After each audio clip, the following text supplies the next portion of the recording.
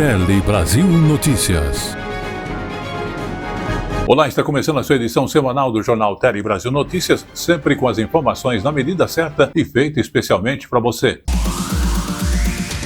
E nesta edição estaremos abordando a questão dos exportadores que foram impactados pelo tarifaço e que terão acesso a 30 bilhões de reais justamente com o Plano Brasil Soberano.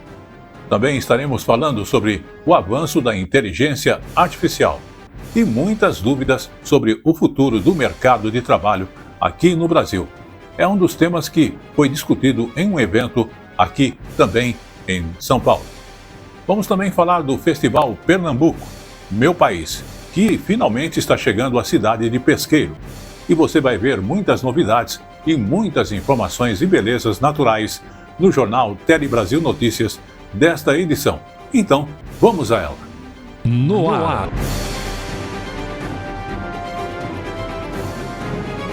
Tele Brasil Notícias.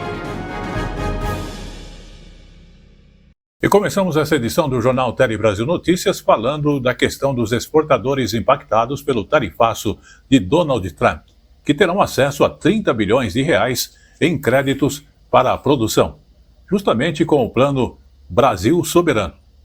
Medida provisória, inclusive, foi assinada pelo presidente da República, com um pacote de ações para reduzir justamente o impacto da taxa de 50%, então, sobre os produtos brasileiros exportados para os Estados Unidos.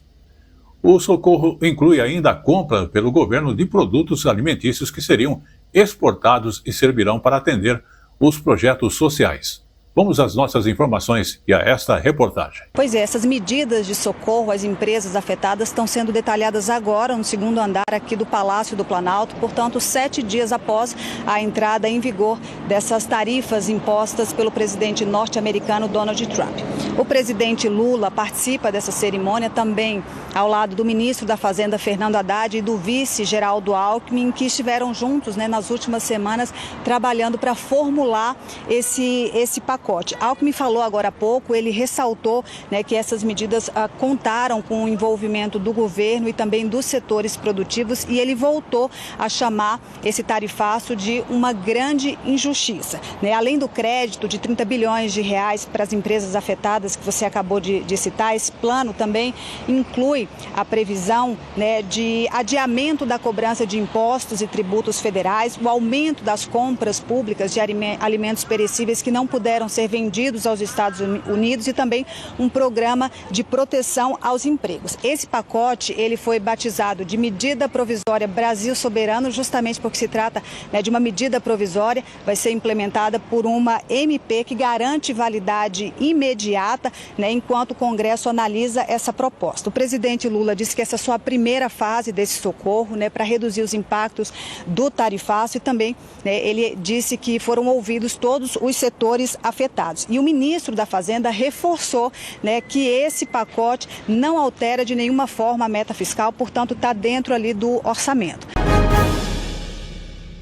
Vamos agora também falar de empregos. O avanço da inteligência artificial está lançando muitas dúvidas sobre o futuro do mercado de trabalho.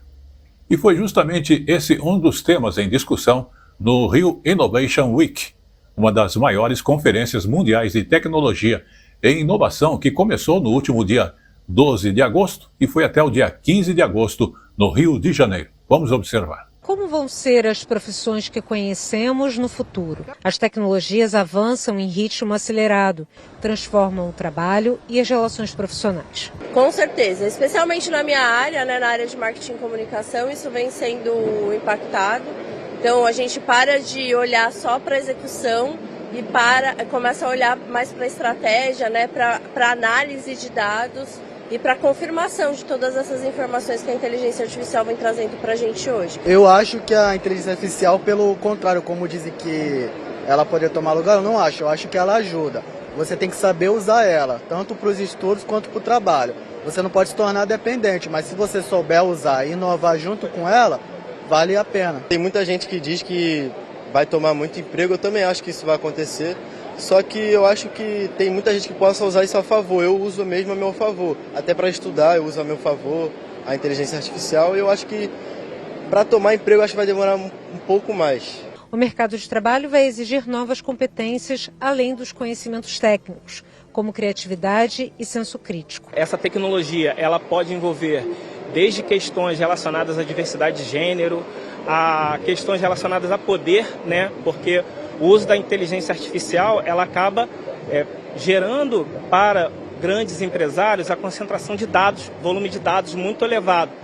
E isso reforça, né, grandes preocupações relacionadas à modelagem de negócio. E aí, futuramente, pesquisas demonstram que essas tecnologias elas vão ser totalmente descentralizadas. Estas são algumas discussões em pauta no Rio Innovation Week, conferência global de tecnologia e inovação que acontece até sexta-feira aqui na capital fluminense. O evento reúne mais de 3.000 palestrantes, entre pesquisadores, empresários e empreendedores, em 47 conferências, além de milhares de mentorias e workshops. Esta é a 5ª edição do Rio Innovation Week. Este ano o encontro vai tratar de ética no uso das tecnologias, como elas podem ser usadas com responsabilidade e para promover a inclusão. A gente precisa entender o limite entre o avanço da tecnologia e a privacidade do ser humano. É muito importante que a ética permeie todas as nossas escolhas. Vamos agora também falar de saúde, porque a Agência Nacional de Saúde Suplementar determinou que os planos de saúde particulares terão que oferecer o implante contraceptivo hormonal na cobertura obrigatória. O implante, que é conhecido como Implan, e recentemente, inclusive, o procedimento foi aprovado para uso também no SUS. Vamos observar. Exatamente. O implante contraceptivo hormonal é considerado um dos métodos mais eficazes para prevenir gravidez e pode ser usado por até 3 anos. Agora, ele pode ser implementado, né, nos planos de saúde por quem tem planos de saúde privados. A decisão é da ANS, que tornou obrigatório o dispositivo para pessoas entre 18 e 49 anos que desejarem usá-lo. O implante já está disponível no SUS e a decisão entra em vigor a partir do dia 1º de setembro. Também entra em vigor no dia 1º de setembro a inclusão da radioterapia de intensidade modulada no tratamento de tumores no canal anal em adultos. A técnica, né, é mais sofisticada, mais recente, ela permite um tratamento mais direcionado ao tumor, preservando os tecidos saudáveis ao redor. Essa cobertura também passa a valer exatamente no dia 1º de setembro. Agora, a ANS também analisou a possibilidade de incluir o transplante de membrana amniótica para tratar queimaduras. Essa membrana amniótica é retirada da placenta, né? Esse é um órgão retirado, né, durante o parto, com autorização da doadora. Mas, nesse caso, a proposta foi adiada para ajustes no Sistema Nacional de Transplantes e nos protocolos do Ministério da Saúde. Vamos também agora abordar a questão de mudança de nome. Em 3 anos, cerca de 30.000 brasileiros mudaram de nome diretamente em cartório de registro civil, segundo dados da Associação Nacional de Registradores de Pessoas Naturais. A novidade foi possível depois de uma lei federal que foi aprovada em 2022 e que permite justamente que qualquer pessoa maior de 18 anos possa alterar seu nome sem justificativa e sem a necessidade de uma ação judicial. Vamos comprovar. São Paulo lidera o ranking com quase 7.000 alterações de nome, seguido por Minas Gerais com mais de 3.300 registros, Bahia com mais de 2.700 e Paraná com pouco mais de 2.600. A lei também permite acrescentar ou retirar sobrenome de família ou de cônjuge, desde que a pessoa comprove a relação. A mudança diretamente em cartório só pode ser feita uma vez. Muito bem, estamos de volta agora falando de saúde e da questão da leishmaniose. Pesquisadores, então, da Fiocruz e da Universidade, que são parceiras, estão estudando uma nova molécula que pode ajudar no tratamento da leishmaniose. A doença faz parte do grupo dos chamados negligenciados, que acaba atingindo a população de baixa renda e tem também investimentos reduzidos para a pesquisa. Vamos observar. Leishmanioses são um conjunto de doenças causadas por protozoários que podem atacar pele, mucosas e até mesmo órgãos internos. Desde a década de 40, o antimônio é usado como princípio ativo do medicamento voltado para o tratamento. Mas esse composto perdeu eficácia com o tempo, já que o parasita, causador da leishmaniose, adquiriu resistência. O que os cientistas da Fiocruz Minas, em parceria com outras instituições, estão desenvolvendo é o uso do mesmo antimônio, só que numa apresentação diferente. Nós testamos contra diferentes formas de leishmania, então ele tem uma potência semelhante para qualquer uma delas. O novo composto é 170 vezes mais potente que os medicamentos tradicionais. A estimativa é que o tratamento esteja disponível em pelo menos 10 anos.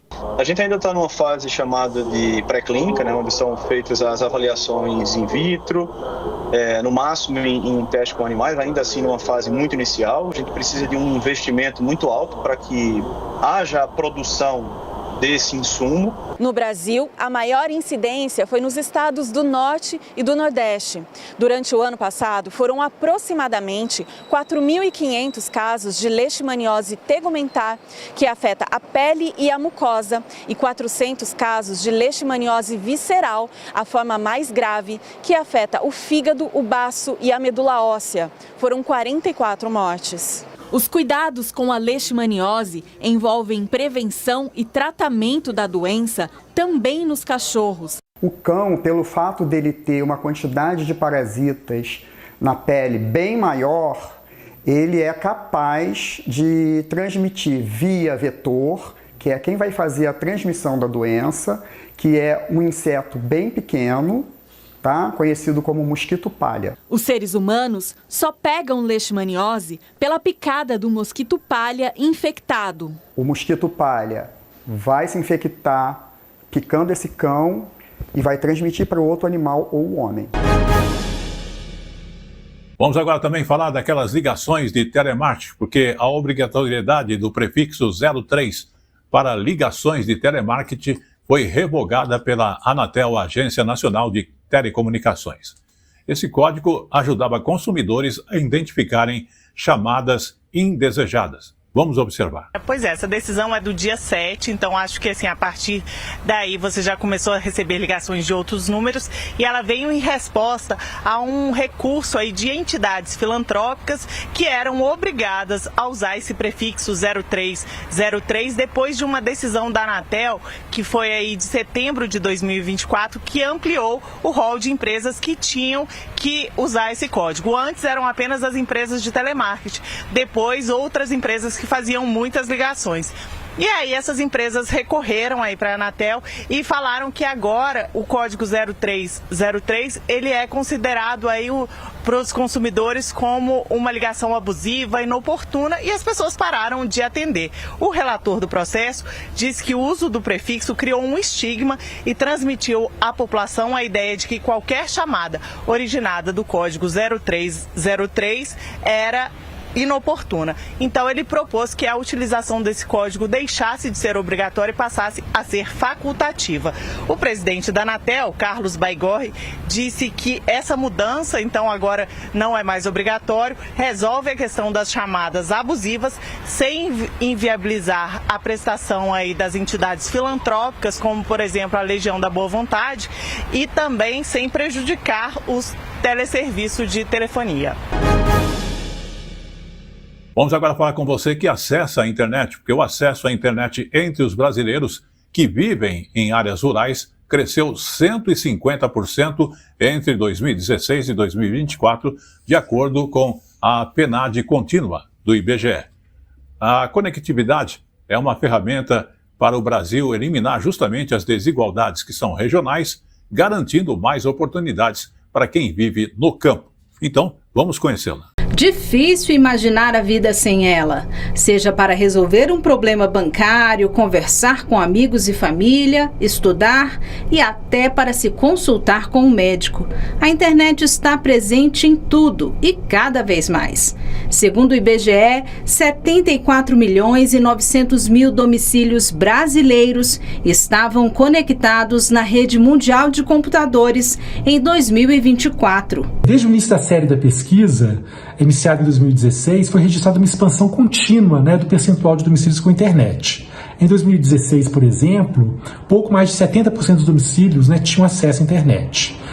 Então, observamos um crescimento acumulado no período de mais de 20 pontos percentuais no que se refere aos domicílios em que havia utilização da internet. Mas é no campo que o uso da internet mais cresce no Brasil. Em 2016, 66,1% da população com 10 anos ou mais havia utilizado a internet. Em 2024, esse número subiu para 89,1%. Para a Viviane, que é produtora rural, a internet é sinônimo de economia de tempo. Nos ajudou bastante em questão de pesquisa em celular, pagamento de conta, chamar uma ambulância, comunicar reuniões, para os pais ficarem sabendo das reuniões e não perder tanto tempo. A gente perdia muito tempo indo na cidade pagar uma conta, por exemplo. E o uso da internet no campo vai além da comunicação. Contribui com pesquisas e no desenvolvimento da agricultura. Com essa penetração maior da internet nas casas dos produtores, a gente vê principalmente a camada mais jovem dessa população rural tendo a possibilidade de fazer cursos à distância, poderem se capacitar. E isso é importante, inclusive, para fixar o jovem no campo, porque se ele não vê perspectiva, não tem uma conectividade, não tem acesso a nenhuma tecnologia, por que é que ele vai continuar ali no campo? Ele vai sair, vai para a cidade, vai se mudar. Isso é um problema no mundo todo. Mas se você dá essa condição tecnológica, condição de conectividade ali na sua casa, no seu ambiente rural, isso fixa o jovem no campo e é algo que a gente vem observando. Os dados do IBGE mostram ainda que os brasileiros entre 25 e 29 anos são os que mais utilizam a internet, principalmente para pagar contas, para utilizar os serviços bancários ou algum serviço público. Entre os estudantes, aqueles matriculados na rede privada de ensino ainda têm mais acesso que os estudantes matriculados na rede pública.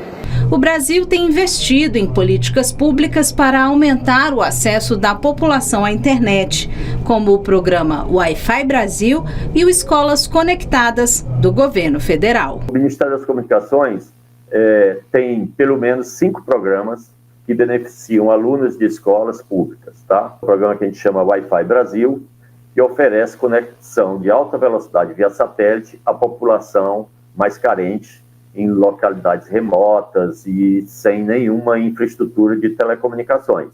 Atualmente, a gente tem em torno de 15.800 pontos instalados, sendo, que é importante, 14.173 são escolas. E, por fim, programa em grande escala é o chamado Programa Escolas Conectadas, onde a meta do ENICOM é levar a internet gratuita e de qualidade para todas as escolas do Brasil. Atualmente já atendemos 60% desse total. Com esses programas você garante que essa parcela vai ter acesso, essa parcela significativa da população brasileira vai poder acessar serviços públicos digitais e exercer sua cidadania de forma plena.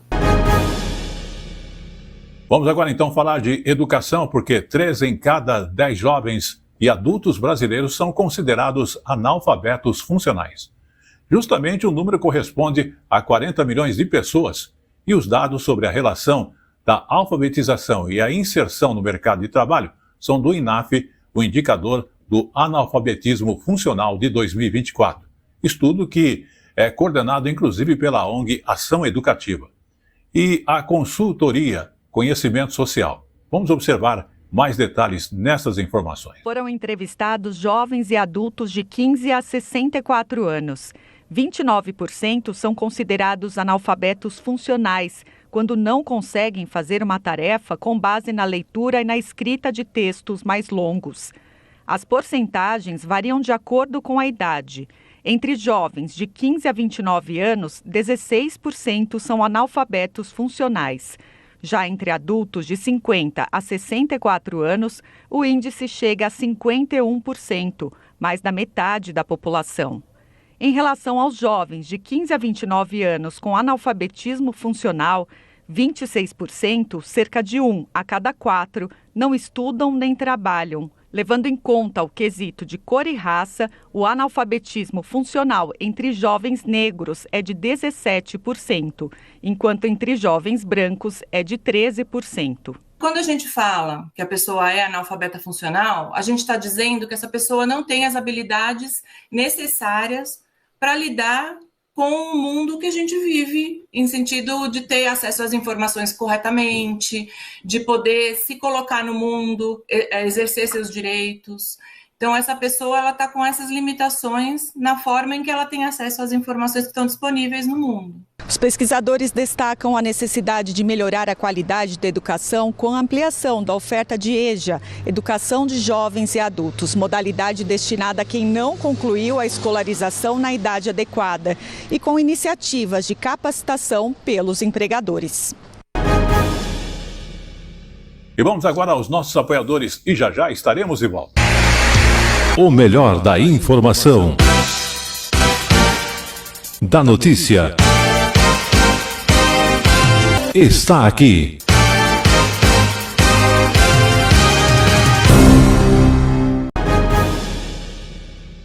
E estamos de volta e agora chegou o nosso momento jurídico. E o momento jurídico de hoje aborda a questão do STJ, que decidiu que imóvel doado em programa habitacional, mesmo em nome de um só cônjuge, é bem comum. Vamos entender mais essa questão jurídica. Terceira turma do Superior Tribunal de Justiça decide que imóvel doado em programa habitacional, mesmo em nome de um só cônjuge, é bem comum. O caso julgado envolveu um casal que vivia sob o regime de comunhão parcial de bens. Durante a união, eles ganharam de um programa habitacional do governo do Tocantins um imóvel para morar. 17 anos após a separação de fato, a mulher pediu o divórcio e a divisão do bem que estava registrado apenas no nome do ex-marido. O juízo de primeira instância concedeu o divórcio e autorizou a mudança do nome da mulher, mas negou a partilha do imóvel por entender que a doação gratuita, feita apenas a um dos dois, não pode ser dividida conforme prevê o Código Civil. O Tribunal de Justiça do Tocantins manteve a sentença, considerando no caso de casamento em comunhão parcial de bens, o imóvel doado se torna impartilhável. A mulher então recorreu ao Superior Tribunal de Justiça. No STJ, a relatora ministra Nancy Andrighi afirmou que os imóveis de programas habitacionais assistenciais voltados a pessoas em situação de vulnerabilidade são doados à entidade familiar, visando garantir o direito social à moradia. Assim, mesmo quando o bem é registrado em nome de apenas um cônjuge, o caráter familiar da concessão deve ser preservado. Nancy Andrighi também destacou que, no caso em julgamento, a renda familiar e o número de dependentes foram elementos essenciais para a concessão do imóvel, evidenciando esforço comum. Assim, a habitação será dividida igualmente entre o ex-marido e a ex-mulher. Vamos agora então falar do SUS, que vai oferecer uma nova forma de diagnóstico e prevenção do câncer do colo de útero.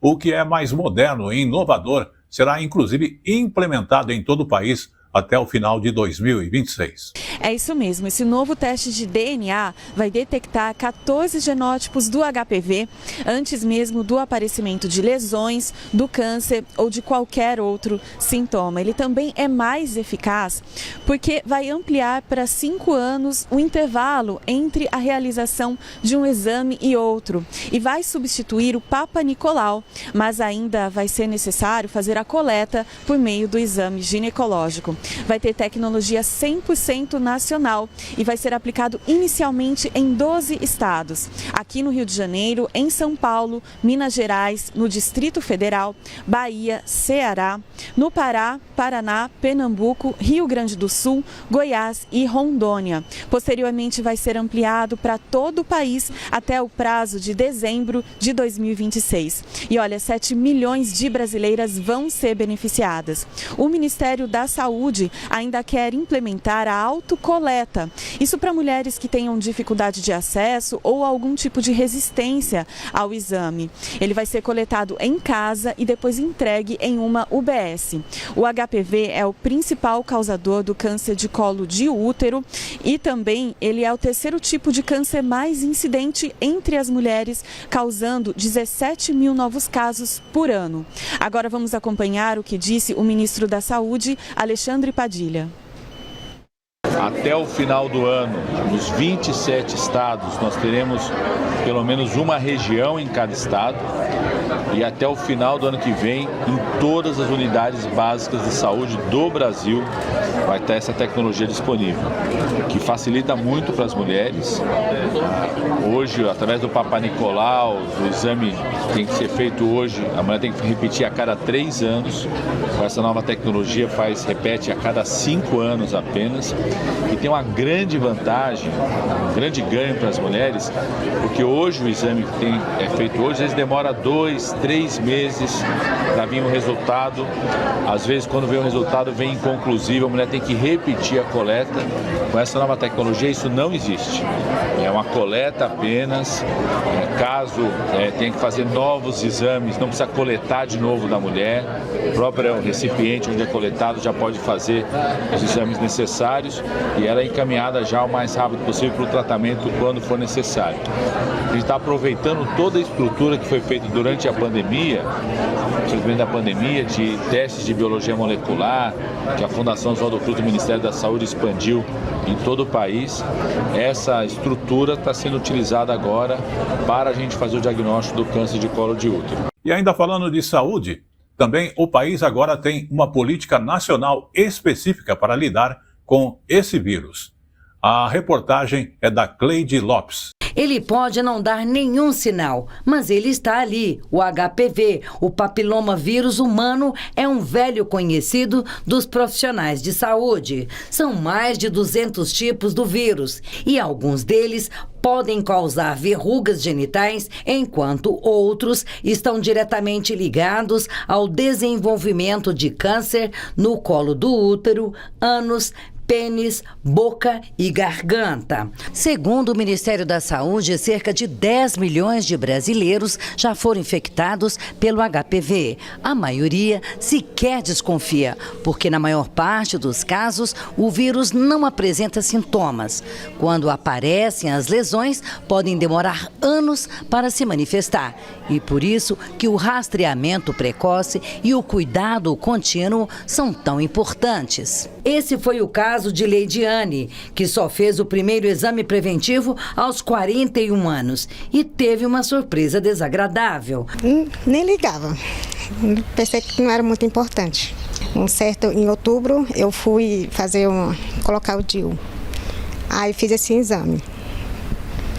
Aí depois, uns meses, me ligaram para me comparecer no posto. Aí quando eu chego lá, deu positivo. Aí em dezembro eu vim de novo fazer exame, aí deu normal, não precisou fazer biópsia nem nada. Aí fiz o retorno agora, estou de alta, não tenho nem câncer, nem HPV, nem nada. Agora, daqui para frente, é só alegria e fazer exame todo ano. Tomar vacina e se cuidar. O HPV genital atinge mais de 54% das mulheres que já iniciaram a vida sexual e cerca de 41% dos homens. 80% das pessoas sexualmente ativas terão contato com HPV ao longo da vida e a maioria das infecções desaparece espontaneamente em até 2 anos. Diante desse cenário, o governo federal acaba de colocar em prática República uma nova política nacional. Uma lei assinada pelo presidente Lula estabelece diretrizes para o enfrentamento da infecção por HPV. Além de reforçar a vacinação, a medida garante exames como colposcopia, citologia, testes moleculares, biópsias e acompanhamento clínico das pessoas infectadas, incluindo os seus parceiros. A novidade é que tanto os ambulatórios da rede EBSER quanto aos postos de saúde de todo o país vão atuar juntos neste enfrentamento. O Papa Nicolau, ele vai ser substituído, tá? Que é a nova política de enfrentamento ao câncer do colo do útero, pelo rastreamento do vírus HPV. Tá? Então, o Papa Nicolau, que é aquela lâmina, né, vai mudar para pesquisa do DNA do HPV. O teste de DNA, ele é muito mais preciso, até do que o Papa Nicolau. Então, por isso que vai ter essa substituição em todo o território nacional. É muito importante que as adolescentes que ainda não foram vacinadas, que elas procurem a rede pública. A vacina é gratuita para as adolescentes, para os meninos também, né? Porque cabe lembrar que o HPV, ele também está relacionado ao câncer de orofaringe, né? E tem outras regiões também, não só o colo do útero, né? E a gente precisa realmente aumentar a nossa cobertura vacinal, que ainda não está, né, nos níveis ideais. Vamos agora falar também da indústria do açaí, porque o tarifaço ameaça a indústria do açaí. Estados Unidos, que são o principal destino das exportações do Pará, maior produtor deste fruto. Vamos observar mais detalhes então na reportagem da TV Cultura do Pará. A expectativa é de dias incertos para quem vive do açaí. Com a tarifa de 50% imposta pelos Estados Unidos, produtores temem que o impacto seja grande, reduzindo exportações e, consequentemente, a renda de quem depende dessa cadeia. Por outro lado, alguns empreendedores acreditam que o efeito pode ser sentido mais no bolso do consumidor norte-americano do que aqui. Eles veem a possibilidade de sobra de fruto no mercado interno e até da queda nos preços. Enquanto o governo brasileiro não chega a um acordo com a administração de Donald Trump, quem trabalha com o açaí segue entre a apreensão e a esperança, acompanhando de perto cada desdobramento dessa disputa comercial. Muito bem, ainda falando desse assunto, vamos falar de Paraipaba, né, que é a capital do coco no Brasil e vive dias de incerteza. O tarifaço anunciado pelos Estados Unidos está ameaçando também as exportações, produção e os empregos também em toda a cadeia ali da questão do coco. Vamos à reportagem especial de Elimar e também do repórter cinematográfico Leandro Silva, todos da TV Ceará. Vamos observar. Do alto, a imagem é de um tapete verde costurado pelo vento. No chão, o coco é mais que fruto. É sustento e identidade. Aqui, quase tudo gira em torno dele. Uma das maiores indústrias da cidade, uma das maiores do estado, exporta mais da metade da produção para os Estados Unidos. Com a nova tarifa, a linha que ligava Paraipaba ao mercado norte-americano foi cortada. As exportações nesse momento já estão com os preços menores. Isso vai fazer um achatamento na cadeia, o produtor vai perder, nós estamos perdendo, cada um vai perder um pedaço. A produção começa nas fazendas, passa pela seleção, lavagem e quebra do coco, até o invase da água em mais de 100 rótulos diferentes. A fábrica garante mais de 500 empregos diretos e cerca de 5 mil indiretos. A cada dia com a exportação parada, cresce a dúvida sobre quantos postos de trabalho vão resistir. Nós temos que dar as mãos agora, podemos ver como nós vamos seguir adiante com o tarifaço. Porque nós não podemos trabalhar que ele vai acabar amanhã, porque se ele não acabar amanhã, nós estamos aqui, nós temos que sobreviver. Agora, o medo é que a queda nas vendas corte também os sonhos de quem depende daqui para viver. Não só o emprego direto que a gente tem, mas também o indireto, né, que tem as famílias que têm plantação, que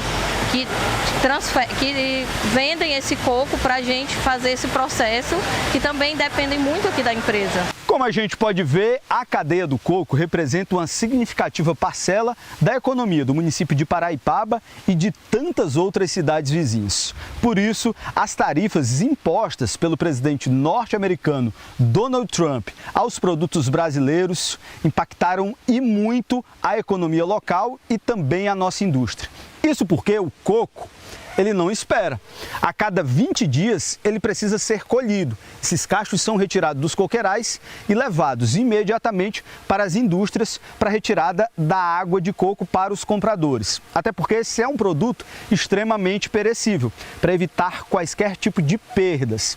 E é aí que entra o poder público, para mitigar os efeitos dessas tarifas na economia cearense. As medidas anunciadas e as negociações em curso mostram que há caminhos para mitigar os efeitos do tarifaço. Essa medida que saiu ontem do governo era abrangente, nós estamos estudando, porque o governo também já anunciou hoje que está analisando para ir e afinando esse trabalho. Então a gente espera realmente que haja por parte do governo, né, que já teve essas medidas saindo, a gente poder discutir isso setorialmente. Em Paraipaba, a esperança é que a água de coco volte a cruzar fronteiras e que o fruto que sustenta tantas famílias siga levando o sabor do Ceará para o mundo. E vamos agora aos nossos apoiadores e já estaremos de volta. O melhor da informação, da notícia, está aqui.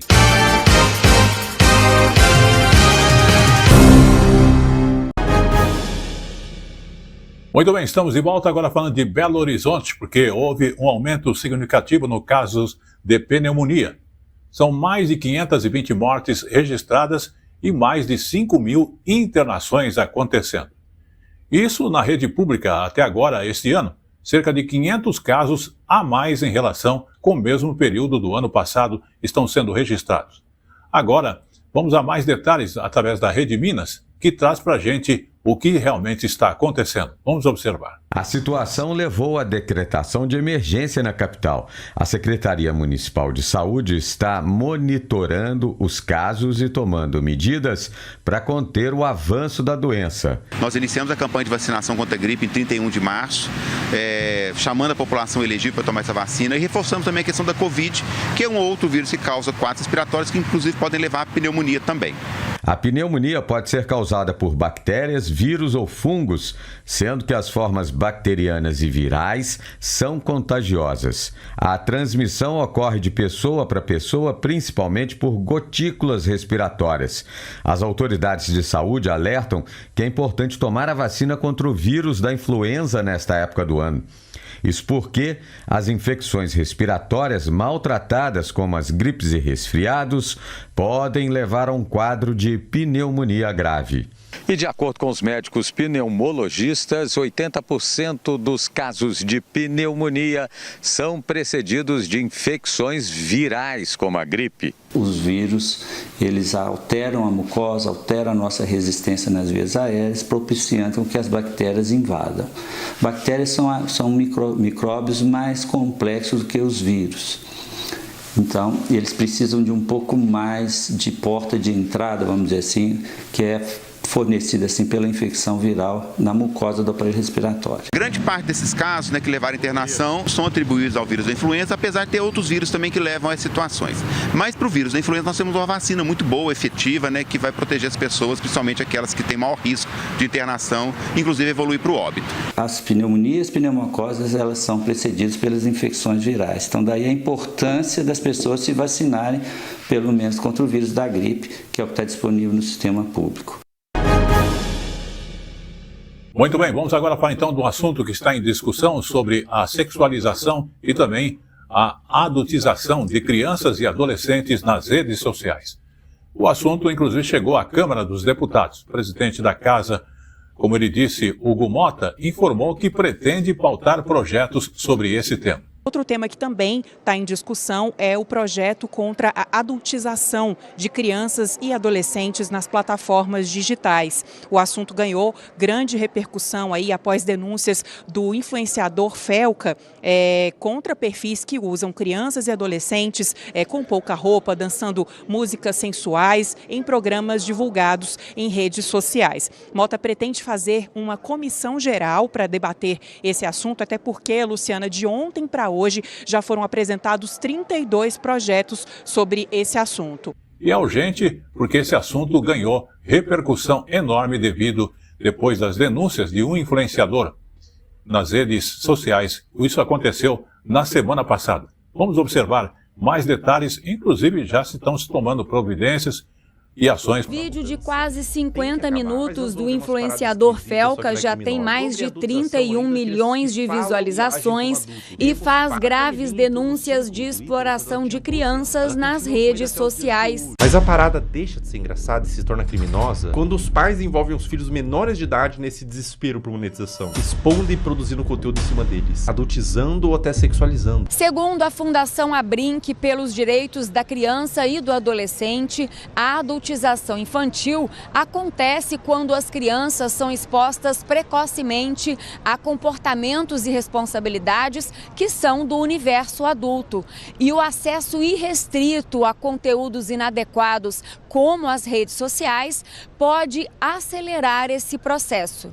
Ela começa a reduzir o seu valor, a sua própria autoestima, a esse reconhecimento externo das redes. E isso é catastrófico também para a saúde mental, do ponto de vista da autoestima. É uma criança que pode, sim, especialmente na pré-adolescência e na adolescência, desenvolver sinais de depressão, e se não for bem acompanhada, se não for bem protegida, ela pode, sim, entrar em situações mais severas, inclusive de autolesão, e mesmo até de comportamento suicida. O youtuber também acende um alerta sobre a erotização de crianças e adolescentes na internet, que podem ser uma presa fácil para redes de pedofilia. Para a cabeça dessa criança, o que ela está fazendo é só um passinho. Para a cabeça do homem adulto que está consumindo esse material, ela está se expondo como mulher.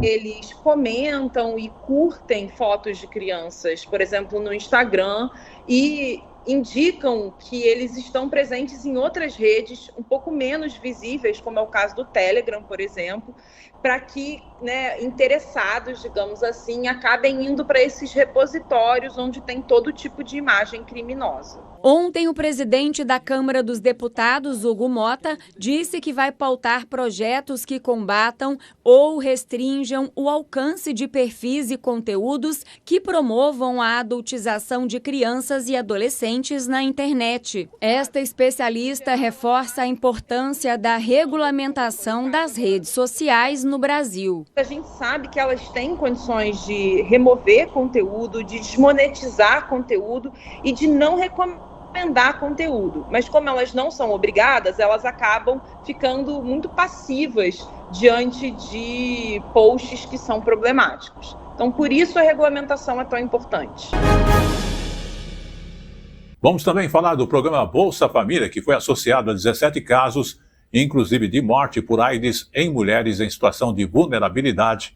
É o que mostrou uma análise publicada na revista Natural Human Behaviors, com base em uma pesquisa coordenada pelo Instituto de Saúde Global de Barcelona, lá na Espanha, em parceria com outras instituições. Vamos tomar conhecimento desse fato. A pesquisa levou em consideração dados de 2007 a 2015, com foco em 12 milhões de mães e filhas em domicílios beneficiados pelo Bolsa Família.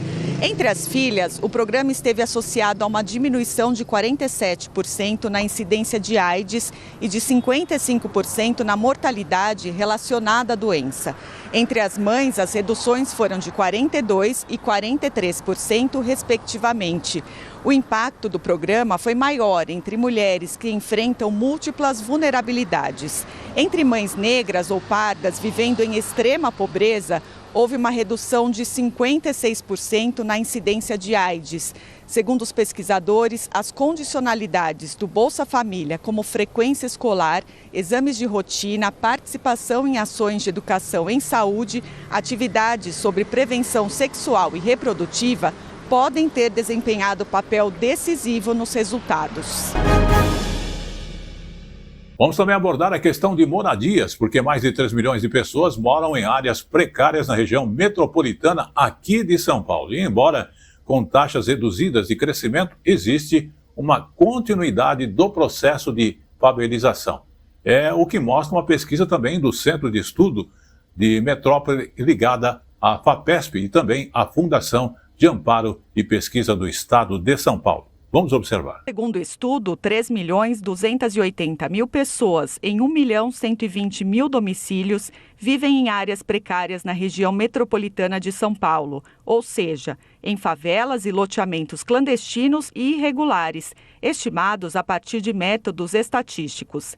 Os números ultrapassam os dados do IBGE, que apontam 2.920.000 pessoas nessas áreas em um pouco menos de 1 milhão de domicílios. O estudo também destaca a persistência de desigualdades. A diferença entre os rendimentos médios, por exemplo, chegam a quase R$ 5.000 nas áreas não precárias, contra cerca de R$ 1.700 nas áreas precárias. Os assentamentos precários continuam sendo submetidos a fortes desigualdades sociais, né? A população que mora nos assentamentos, ela continua sendo bem mais pobre, continua concentrando uma população bem mais negra e parda, com uma presença, com muito mais jovens, com muito menos idosos, com muito mais, tudo isso em termos proporcionais, né? Acesso a serviços certamente muito pior, acesso a serviços, não só a serviços ao domicílio, né? Água, esgoto, mas também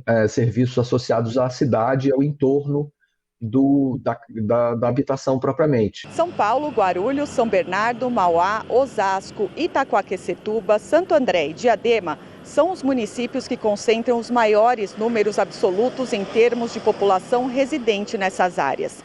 Embora com taxas reduzidas de crescimento, o estudo mostra uma continuidade do processo de favelização, porque nessas áreas há uma taxa de crescimento populacional mais elevada do que nas demais regiões. A lição é muito clara, a lição está associada para políticas públicas, está associada à expansão e estruturação de programas de urbanização de favela e de regularização de loteamentos clandestinos e irregulares por parte das prefeituras municipais, com o apoio dos governos estaduais e do governo federal. Estamos de volta agora falando do Brasil, que perdeu 112 milhões de hectares de áreas naturais em 40 anos. Uma perda maior que o território da Bolívia, acredite. Segundo o levantamento mais recente do Mapas Anuais e também da Cobertura e Uso da Terra do MEIP, Biomas, divulgado no dia 13 de agosto, entre os biomas, a maior queda de percentual de vegetação nativa foi justamente no Pampa, com 30%. Na Amazônia, essa redução foi de 13%.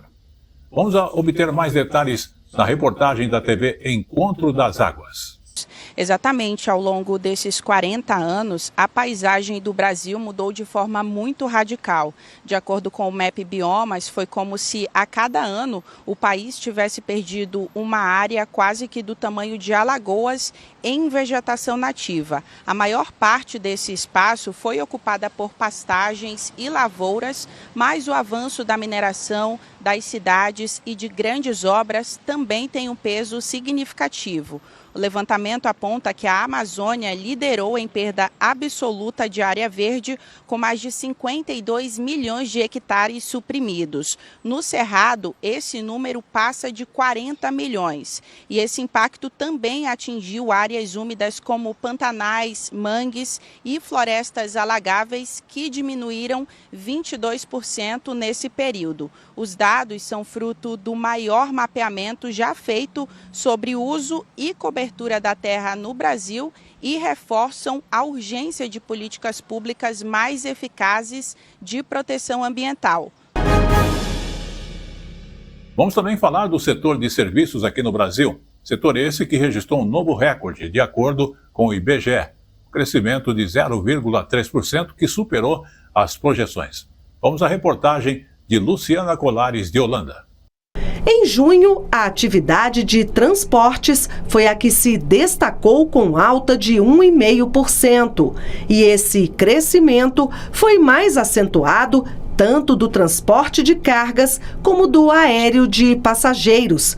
Já a comparação a junho de 2024, o setor de serviços teve alta de 2,8%, o que representa sua 15ª taxa positiva consecutiva. Os dados são da pesquisa mensal de serviços do IBGE. No acumulado do ano, o aumento no volume de serviços foi de 2,5% em relação ao mesmo período do ano passado. Para esse resultado, contribuíram áreas como informação e comunicação, transportes, serviços auxiliares aos transportes e correio e serviços profissionais, administrativos e complementares. O setor de serviços opera 18% acima do nível pré-pandemia, cujo marco é fevereiro de 2020, e renova agora em junho de 2025 o ápice da sua série histórica iniciada em janeiro de 2011. O setor de serviços é o que mais emprega na economia brasileira. A pesquisa do IBGE, que também mostra o desempenho do setor nas 27 unidades da federação, aponta crescimento em 11 delas. Os maiores impactos positivos vieram do Distrito Federal, com 2,3% de alta, e do Paraná, com 0,8%. Vamos agora falar do portal de notícias que há 20 anos nascia, a Voz das Comunidades, primeiro jornal impresso distribuído no Complexo do Alemão. Hoje, esta organização, que não é governamental, está em todas as comunidades do Rio de Janeiro, com portal de notícias, aplicativo e também redes sociais. O criador da iniciativa, inclusive, revolucionou a cobertura jornalística envolvendo territórios periféricos, é Renê Silva. Vamos conferir então na entrevista feita pela jornalista Luciana Barreto. Aqui comigo um dos jovens mais promissores da comunicação do Brasil, Renê Silva, que está comemorando agora 20 anos do Voz das Comunidades. Aliás, uma história que eu acompanhei desde o início. Queria saber o que você lembra desse início. Quando eu tinha 11 anos de idade, eu estudava numa escola pública, ali dentro do Complexo do Alemão. E nessa escola pública existia um jornal e uma rádio criada pelo Grêmio Estudantil. A partir dessa iniciativa da escola, eu comecei a chegar para a diretora, para os professores, falando que eu queria criar um jornal para dentro da minha comunidade, porque eu não me sentia representado pelos grandes veículos de comunicação. Toda vez que eu abria um grande jornal, eu ligava o rádio, ligava a televisão, eu via sempre a favela sendo retratada de maneira ruim. Eu moro na comunidade, eu sei a rotina do que acontece frequentemente, todo dia, então não tem como eu falar uma coisa que não é real. Eu estou sabendo 24 horas o que está acontecendo lá para poder noticiar no jornal. Tem um episódio que é o episódio marcante, que é aquela invasão do alemão. Quando a mídia brasileira se deu conta de que não conseguia sequer estar no espaço e olhar a comunicação do ponto de vista também dos moradores. Foi você que fez toda aquela divulgação, foi o Voz que fez toda aquela divulgação. Eu acho que isso modificou muito a comunicação no Brasil. O comportamento da mídia, dos grandes veículos de comunicação, naquele momento que acompanhavam a partir de assessoria de imprensa do governo do estado, assessoria da polícia militar, tiveram um outro olhar, uma outra ótica, que era o olhar de quem estava ali dentro. Comecei a mostrar em tempo real tudo o que estava acontecendo dentro da comunidade, mas eu não estava preocupado em mostrar por onde a polícia estava entrando ou por onde o tráfico estava saindo. Eu queria mostrar a realidade, qual era o impacto na vida de milhares de pessoas ali dentro do território. E desde então, Renê, você virou uma referência para a comunicação no Brasil, para os grandes veículos. A gente não fala nada sobre territórios periféricos sem ouvir também o Voz e como o Voz está tratando o assunto. Essa credibilidade construída ao longo desses 20 anos fez com que a gente se tornasse esse porta-voz, talvez assim, das comunidades de maneira geral. Como você ainda mantém o ânimo, mesmo vendo que as crianças da comunidade ainda têm que viver os mesmos dilemas e os mesmos dramas de quando você era criança? Hoje, a mensagem quando eu vou nas escolas públicas é de levar um pouco de esperança. Da onde eu vim, vem muitos outros. Eu posso garantir que tem muita potência dentro das favelas e que só precisam de investimentos, precisam de um olhar da sociedade, do poder público, para que esses talentos sejam aproveitados e a gente possa ter um futuro, um Brasil ainda melhor. Renê, parabéns pelo seu trabalho, muito bom te entrevistar. Obrigado. Estamos de volta agora falando de uma iniciativa do Ministério de Portos e Aeroportos para combater a importunação sexual no setor aéreo. Porque todos os 59 aeroportos brasileiros concedidos à iniciativa privada aderiram à campanha Assédio Não Decola.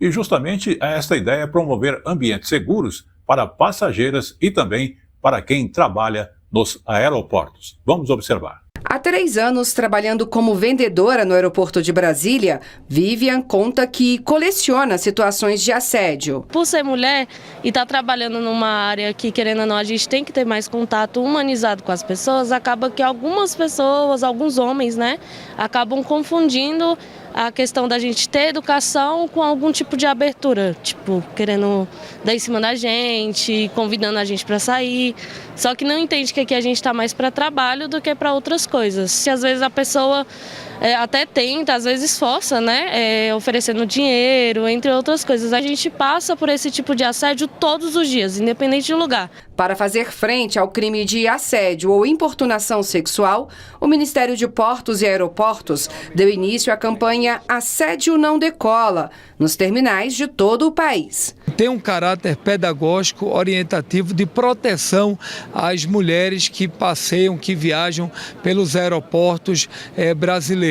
É um marco histórico para a aviação brasileira que a gente espera contar com toda a sociedade. Então serão divulgação de totens, televisão nos aeroportos, dentro dos aviões, uma campanha que valorize a mulher brasileira e, sobretudo, uma campanha que a sociedade passe a respeitar cada vez mais as mulheres do Brasil. Todos os 59 aeroportos concedidos à iniciativa privada aderiram à campanha.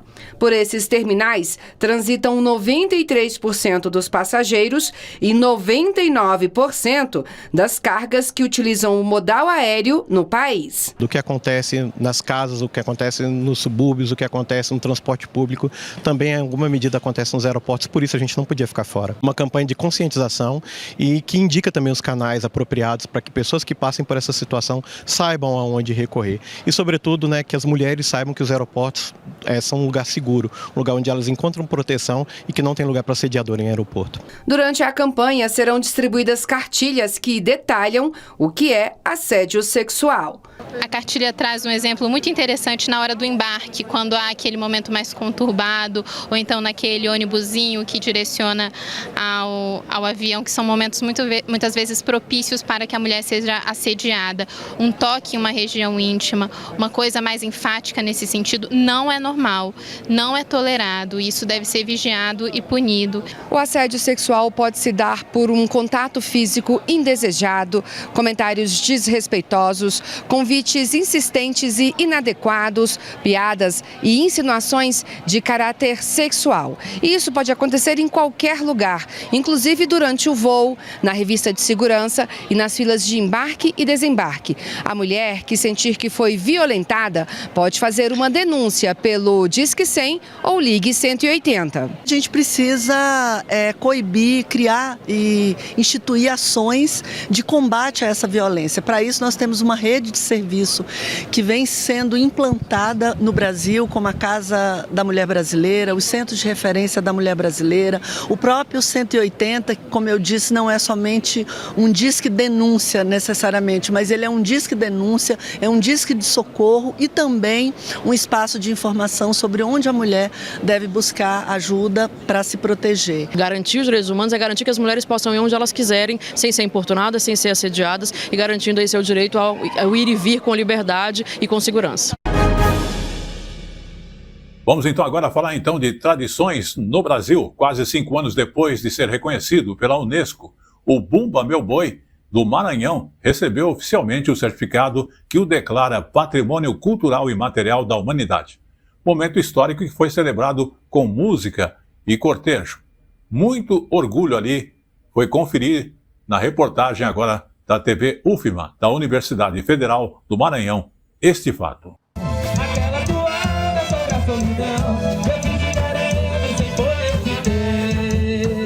O Bumba Meu Boi, em cerimônia com apresentações, cortejo e solenidade, recebe a entrega oficial do certificado da Unesco, que reconhece o complexo cultural do Bumba Meu Boi como patrimônio cultural e material da humanidade. O título foi concedido desde 2019, mas chegou agora no estado para que a população acompanhasse de perto esse momento histórico. É uma rede, né, daqueles que têm o título de patrimônio imaterial. Então participam dos seminários, dos eventos, além de estarem na nossa lista, que é uma lista bastante procurada e divulgada pela Unesco em todo o mundo. Para quem vive essa manifestação cultural de perto, o título é motivo de orgulho e de responsabilidade. Nós estamos aqui felizes da vida por esse acontecimento maravilhoso que torna o nosso Bumba Meu Boi, o complexo cultural do Bumba Meu Boi, em patrimônio imaterial da humanidade. Não é mais só do Maranhão, nem do Brasil, é do mundo. Então isso deixa a gente muito feliz e muito satisfeito.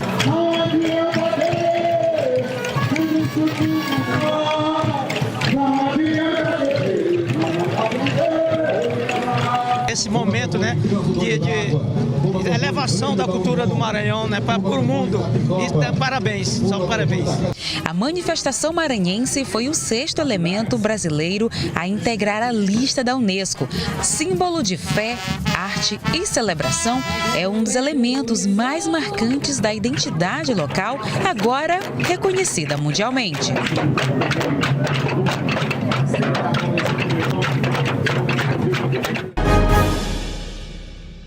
Vamos agora falar de Rui Barbosa, porque o Museu da Casa de Rui Barbosa, no Rio de Janeiro, está completando 95 anos. O espaço preserva justamente o legado do jurista e também político, dos mais influentes da história do país, e também abriga o Centro de Pesquisas, reconhecido como referência nos estudos para entender e explicar o Brasil. A Casa de Rui Barbosa, no momento, encontra-se em obra. Mas a repórter Fernanda Cruz nos traz mais detalhes sobre esta casa. Pior democracia é preferível à melhor das ditaduras. Mais de 100 anos depois da sua morte, a citação de Rui Barbosa segue atual. Abolicionista e defensor do federalismo, Rui Barbosa foi também jurista, político, escritor e diplomata. Foi uma pessoa com uma atuação muito grande em diferentes áreas, por isso ele é tão relevante. Ele fez também a revisão da primeira Constituição Republicana, Constituição de 1891, e foi também o representante do Brasil em diferentes eventos internacionais e vários outros momentos muito relevantes para a história nacional. Construída em 1850, a Casa de Rui Barbosa transformou-se no primeiro museu-casa público do país em 1930, preservando a memória e o legado do patrono. Foram mantidos móveis como sofás, cadeiras, mesas e um piano, além de uma das bibliotecas particulares mais ricas do Brasil. O Rui recebia políticos muito importantes naquele período, ele recebia os amigos, ele aqui produzia intelectualmente muitas das obras que a gente tem acesso hoje, seus pensamentos, seus pareceres, suas frases que são tão emblemáticas na nossa história, né? No momento, o Museu Casa de Rui Barbosa está temporariamente fechado para reformas e deve reabrir apenas em outubro. Durante esse período, o público pode aproveitar os jardins históricos que são tombados pelo IPHAN. Eu venho aqui toda semana com meu filho. Aqui é um oásis de natureza no meio da cidade. Aqui a gente ouve o som dos passarinhos, vê os peixinhos. Meu filho, que é um neném, entra em contato com outros nenéns que frequentam. É muito bom. E como eu falo sempre, tudo que é bom dura pouco. O Tele Brasil Notícias dessa semana está chegando ao seu final, agradecendo a sua audiência. Mas antes, vamos falar do final de semana, o último que aconteceu, o Festival Pernambuco, meu país, que chegou à cidade de Pesqueiro, mais ou menos 210 quilômetros ali de Recife. O município é parte obrigatória da rota histórica deste estado. Veja na reportagem da TV Pernambuco, da Rede Nacional de Comunicação Pública. Entre serras e mata, em meio a paisagens naturais de tirar o fôlego, revela-se Pesqueira. Cidade moldada pela tradição de um povo que habita esta região há séculos. No horizonte, cenários que parecem saídos de um filme antigo dividem espaço com castelos, antigas fábricas e igrejas históricas. No século XIX, a base da economia era o algodão e o couro, como em tantas cidades da região. Mas em 1898, uma produção caseira de doces deu início a uma revolução industrial. Pesqueira tinha uma vocação muito grande para o comércio no século XIX, pelo motivo de ser um local geograficamente privilegiado. Pesqueira também é terra de artistas, artesãos e gente que leva o nome da cidade para o mundo. A renda renascença aqui em Pesqueira faz parte de uma tradição que atravessa as gerações. A maioria das mulheres aprende a fazer os primeiros pontos com a mãe, com a avó. A gente vai conversar um pouquinho agora com a Neide. Ela começou a fazer a renda aos 9 anos e passou a vida inteira dedicada a essa arte. Comecei com toalhinha, fazendo toalhinha. Vendi em Maceió, depois eu fiz um curso em 2003 e comecei a viajar pelo Brasil, mostrando minha arte e sempre fazendo questão de mostrar que era artesanato de Pesqueira. Pesqueira é rota certa para quem quer conhecer a cultura e a história de Pernambuco. Este ano, mais uma vez, a cidade recebe o Festival Pernambuco, meu país. Nós estamos aqui em festa. Já, povo que gosta, temos um carnaval brilhante que acontece. E o Pernambuco, meu país, só vem a somar, porque nós temos aqui a festa da Renascença, então nós construímos essa parceria, né? E acontece também um momento, um polo importante, que onde nós vamos estar com a nossa renda Renascença, mostrando, né, aos turistas, aqueles que vêm à nossa cidade, que se soma ao Pernambuco, meu país, viver essa cultura pernambucana, né, no nosso município. E com esta última informação, o Tele Brasil Notícias dessa semana chegou ao seu final, agradecendo a sua audiência e também todo o trabalho de nossa equipe técnica. Lembrando que você pode rever as nossas informações através do Facebook ou YouTube, no @Jornal Tele Brasil Notícias ou mesmo no Facebook, A Hora da Notícia. Queremos agradecer novamente a nossa equipe técnica e a sua audiência e estaremos de volta na semana que vem. Até lá!